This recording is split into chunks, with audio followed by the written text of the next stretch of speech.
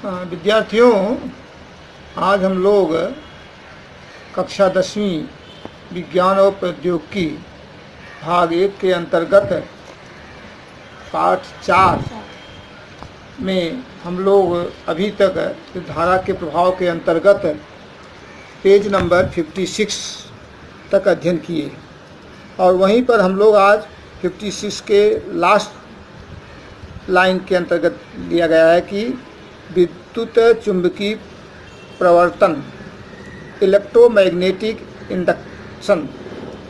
इसके संदर्भ में विद्यार्थियों आप पेज नंबर 56 देखेंगे। नीचे के ऊपर लाइन में सन 1831 में फैराडे ने कहा कि गतिशील चुंबक की सहायता से विद्युत चालक में विद्युत धारा निर्मित की जाती है। इसका इफेक्ट बच्चों हम लोग पेज नंबर 57 पे आकृति 4.15 में दर्शाए गए सामग्री को एकत्र करते हैं। इसमें स्टैंड लेते हैं, चुंबक लेते हैं, तांबे का वायर लेते हैं और गैल्वेनोमीटर लेते हैं। इस प्रकार से एक परिपथ पूर्ण करते हैं। तांबे की तार के समीप हम लोग नीचे एक क्षण चुंबक रखते हैं जिसका उत्तर या दक्षिण ध्रुव अपने स्थान पर निश्चित होता है। इस प्रकार इस क्षण चुंबक को हम स्टैंड रखते हैं। अब तार को ए से बी की ओर हिलते हुए रखते हैं तो गैल्वेनोमीटर की जो ये सुई है, गैल्वेनोमीटर बच्चों जो है इसमें विक्षेप होता है। विक्षेप का तो होता है ये सुई दाएं या बाएं ओर जो है विचलित होती है, तो गैल्वेनोमीटर की सुई विक्षेपित होती हुई हमको दिखाई पड़ती है। यही फैराडे का विद्युत चुंबकीय प्रेरण नियम होता है। आगे हम लोग अब देखेंगे कि इसी में ही 4.16 अ तथा 4.16 ब का फिगर पर ध्यान देंगे। बच्चों 4.16 अ में यहाँ लिखा है विद्युत धारा प्रवाहित या खंडित करने पर। यहाँ पर भी देख रहे हैं कि एक परिपथ है, इसमें एक तार की प्रणालिका है, तार की कुंडली है, गैल्वेनोमीटर है, बैटरी है, प्लग कुंजी है। इस प्रकार से हम एक परिपथ पूर्ण कर लेते हैं। यदि प्रणालिका में से प्रवाहित होने वाली विद्युत धारा को कुंजी खुली रखकर शून्य कर दिया जाए, शून्य करने का अर्थ होता है बच्चों धारा की प्रवाहिता न होना, तो उसी क्षण कुंडली के परिपथ के गैल्वेनोमीटर की सुई तुरंत विचलित होकर शून्य पर आ जाती है। प्रणालिका में से प्रवाहित होने वाली विद्युत धारा को पुनः शुरू करने पर गैल्वेनोमीटर की सुई दूसरी ओर जल्दी से विक्षेपित होकर पुनः शून्य पर आ जाती है। इसका निरूपण जो है चित्र के आधार पे 4.16 में यहाँ पर किया गया है। अब बच्चों हम आते हैं 4.16 ब में। चित्र को ध्यान से देखें। यहाँ पर तार की प्रणालिका है, तार की कुंडली है, galvanometer, battery same to same वैसा ही है। इस प्रकार से परिपथ तैयार जैसे हमने पहले किया था वैसा करते हैं तो गैल्वेनोमीटर की सुई में विक्षेपित होती है अर्थात कुंडली में धारा निर्मित होती है। उपयुक्त प्रयोगों से यह स्पष्ट होता है कि प्रणालिका स्थित रख करके प्रणालिका की विद्युत धारा प्रवाहित करने पर भी कुंडली में विद्युत धारा निर्मित होती है। इसका फिगर बच्चों 4.16 के आधार दिखाया गया है। यहाँ पे तार की प्रणालिका है, तार की कुंडली है, गैल्वेनोमीटर है, बैटरी है। यहाँ बताया जा रहा है कि जितने जल्दी प्रणालिका कुंडली के सामने से बाजू में ले जाई जाएगी उतनी ही गैल्वेनोमीटर के सुई का विचलन अधिक होगा।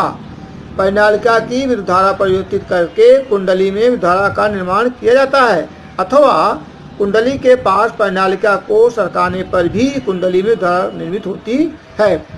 इसमें हम लोग बच्चों एक परिभाषा, एक नियम आता है लिखने के लिए 2 नंबर का कि फैराडे का विद्युत प्रेरण नियम लिखो। तो विद्यार्थी लोग इसमें बहुत ज़्यादा लिखते हैं, तो ज़्यादा लिखने की कोई ज़रूरत नहीं है, केवल सटीक और सही उत्तर आप लिखें। यदि आता है परीक्षा में कि फैराडे का विद्युत प्रेरण नियम लिखो, बस इतना लिखें कि कुंडली में से जाने वाली चुंबकीय बल रेखाओं की संख्या परिवर्तित होने पर कुंडली में विद्युत धारा प्रेरित होती है। इसे ही फैराडे के प्रेरण का नियम कहते हैं। इतना ही लिखना है, इसमें चित्र की आवश्यकता नहीं है। अब हम लोग बच्चों इसमें एक नियम और है, फ्लेमिंग के दाएं हाथ का नियम। फ्लेमिंग के दाएं हाथ का नियम आप देखें यहाँ पे अपने दाएं हाथ के में अंगूठा तर्जनी मध्यमा को हम इस प्रकार व्यवस्थित करते हैं कि दाएं हाथ का अंगूठा तर्जनी मध्यमा एक दूसरे से परस्पर लंब रहें। आकृति 4.17 दर्शाई गई है। यदि अंगूठा विद्युत चालक की गति की दिशा दर्शाता है, तर्जनी चुंबकीय क्षेत्र की दिशा दर्शाती है, मध्यमा प्रेरित विद्युत धारा की दिशा को दर्शाता है। इस नियम को फ्लेमिंग के दाएं हाथ का नियम कहते हैं। यह फ्लेमिंग के दाएं हाथ का नियम यहाँ पर जो है रेखांकित चित्र के द्वारा, यहाँ पे हाथ की उंगलियों के द्वारा स्पष्ट किया गया है। अब बच्चों यहाँ पे 58 में परिचय वैज्ञानिकों का एक कैंसिल किया गया है। यह 2020 में बोर्ड की परीक्षा में नहीं आएगा। फिर पेज नंबर 59 बच्चों, प्रत्यावर्ती धारा और विद्युत धारा पूरा का पूरा यहाँ पर कैंसिल है, परीक्षा में नहीं आएगा। हम लोग आगे देखेंगे इसी पेज पर विद्युत जनित इलेक्ट्रिक जनरेटर किसे कहते हैं, इस पर हमें बहुत ध्यान देने की ज़रूरत है। विद्युत चुंबकीय प्रेरण पर आधारित यह प्रयोग बताया गया बच्चों। 4.20 में इस फिगर को 4.20 विद्युत जनित का फिगर है। यहाँ पे बच्चों ABCD एक कुंडली है और उस कुंडली को चुंबक N और S के बीच रखा गया है। इसमें बताने का प्रयास ये किया जा रहा है कि धुरी के पहते घूमने वाली तार की कुंडली ABCD दर्शाई गई है। उसे चुंबक के दो ध्रुवों के बीच रखा जाता है। कुंडली के दोनों सिरे दो वलय R1 और R2 से कार्बन ब्रश के माध्यम से संयोजित होते हैं। दोनों वलय भीतर से धुरी से जुड़े रहते हैं, परंतु वलय और धुरी के बीच विद्युत और अवरोधक आवरण पाया जाता है। धुरी को यांत्रिक रूप से बाहर से घुमाया जाता है, जिसके कारण ABCD घूमने लगती है, जो कि कुंडली है। स्थित कार्बन ब्रश B1 B2 के सिरे गैल्वेनोमीटर से संयोजित रहते हैं, जिसके कारण परिपथ में धारा की दिशा आसानी से समझ सकते हैं। यहाँ पर बच्चों धुरी के घूमने पर भुजा AB, तीर के निशान को ध्यान देखें, यह ऊपर की ओर जाता है और CD नीचे को आता है। तो ABCD घड़ी की क्लॉकवाइज दिशा में घूमता है। विद्युत जनित में विद्यार्थियों फ्लेमिंग के दाएं हाथ का नियम का उपयोग किया जाता है। AB और CD भुजाओं में प्रेरण के द्वारा विद्युत धारा निर्मित होती है। A से B, B से C, C से और D की तरफ होती है। जैसा कि यहाँ दर्शाया गया है, A से B है, B से C और C से D, ऐसी विद्युत धारा प्रवाहित होने लगती है। आकृति 4.20 में आगे के परिपथ में B2 गैल्वेनोमीटर में से B1 की ओर विद्युत धारा प्रवाहित होती है। यदि ABCD जैसे एक फेरे वाले कुंडली के स्थान पर अनेक फेरे वाली कुंडली का उपयोग किया जाए तो अनेक गुना विद्युत धारा प्रवाहित होगी। यह डिपेंड करता है कि फेरों की संख्या कितना है।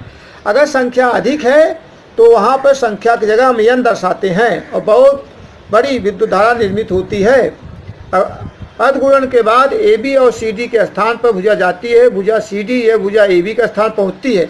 CD के स्थान पर AB आ जाता है, AB के स्थान पर CD आ जाता है, तो जिसकी दिशा बदल जाती है। दिशा विद्यार्थियों DCBA हो जाती है। तो यहाँ पे DCBA के रूप में हो जाती है, लेकिन भुजा BA वलय के माध्यम से B1 ब्रश के संपर्क में रहती है। भुजा DC B2 ब्रश के संपर्क में रहती है, जिसके कारण वायु परिपथ में विद्युत धारा B1 से B2 की ओर जाता है। पहले के अर्धघूर्ण की तुलना में विपरीत दिशा में प्रवाहित होती है। प्रत्येक अर्धघूर्ण के बाद यह घटना होने लगती है और एक निश्चित समयांतर के बाद बार बार घटती है, इसलिए प्रत्यावर्ती विद्युत धारा का निर्माण होता है। इसे ही प्रत्यावर्ती विद्युत धारा जनित कहते हैं, अर्थात इसे AC जनरेटर कहते हैं। परीक्षा में प्रश्न ऐसा आ सकता है कि AC जनरेटर की संरचना स्पष्ट करो, तो 4.20 का चित्र बनाना है। अथवा ऐसा प्रश्न पूछ सकते हैं कि AC जनरेटर की क्रिया प्रणाली को क्रमबद्ध रूप से लिखो। इस प्रकार से हम इसमें 4 पॉइंट 5 पॉइंट बना लेंगे। उसको पॉइंट के आधार पर परीक्षा में लिखना है, जबकि आप पाठ्यपुस्तक में पॉइंट न दे करके पैराग्राफ में दिया है। लेकिन विद्यार्थियों ध्यान दो, परीक्षा में हम लोग जब आप फेर बनाएंगे इसको पढ़ करके इसका विद्युत जनित के कार्य के अंतर्गत 4 महत्वपूर्ण मुद्दे बनाकर लिखेंगे। इसके बाद आप लोग पेज नंबर 60 और पेज नंबर 61 पर जो है यहाँ पे स्वाध्याय के प्रश्न दिए गए हैं। और विद्यार्थियों इसमें क्वेश्चन नंबर जो 12 है न्यूमेरिकल दिया आ, ई और बड़ी, ये 4 न्यूमेरिकल्स हैं। प्रत्येक न्यूमेरिकल को 2-2 बार अवश्य करना और करके कम से कम 2 बार इसका रिवीजन जरूर करना, जिससे परीक्षा में लिख सकें। Thank you.